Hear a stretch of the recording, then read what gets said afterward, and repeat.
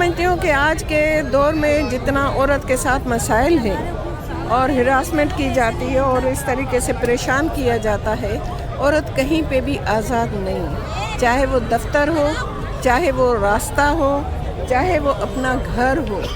جاگیردارانہ فرسودہ جو روایتیں ہیں آج بھی عورت کو جکڑ کے بیٹھی ہوئی ہیں۔ تو اس طریقے سے یہ آج کا 8 مارچ جدوجہد کی علامت تھی۔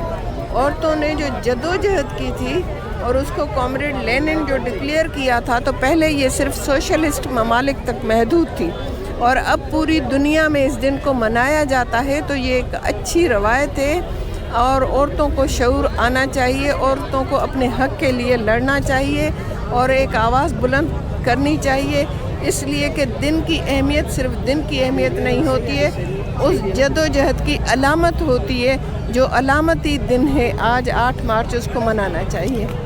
میں سمجھتی ہوں، وہی میں کہہ رہی ہوں کہ یہ ابھی تک جو ہمارے، حالانکہ میں مردوں کے خلاف نہیں ہوں، مگر مرد آج بھی جو ہے ڈومینیٹ ہے۔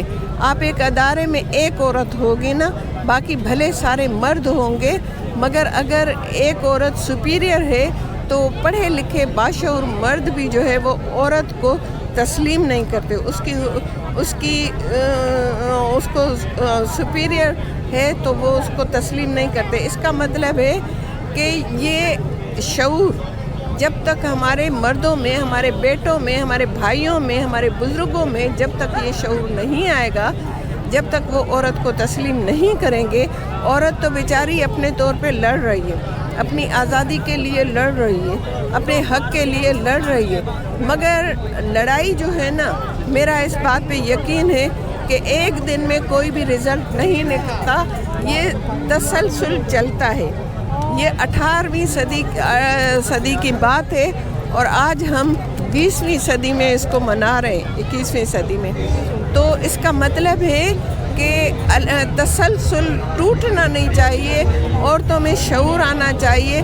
آج سے اگر 20 سال پہلے دیکھیں تو ایسے عورتیں نہیں تھیں، اتنا آزادی سے عورتیں نہیں تھیں، صرف ڈرائنگ روم اور بڑی بڑی ہوٹلوں میں یہ پروگرام منایا جاتا تھا، مگر آج یہ روڈ راستوں پہ عوام کے عام عورتیں جو ہے نکل کے آئی ہیں۔ اس کا مطلب ہے کہ اندھیرا مٹے گا، میرا اس بات پہ یقین ہے، جو میں دیکھ رہی ہوں، آخر اندھیرا مٹے گا، آخر صبح ہوگی۔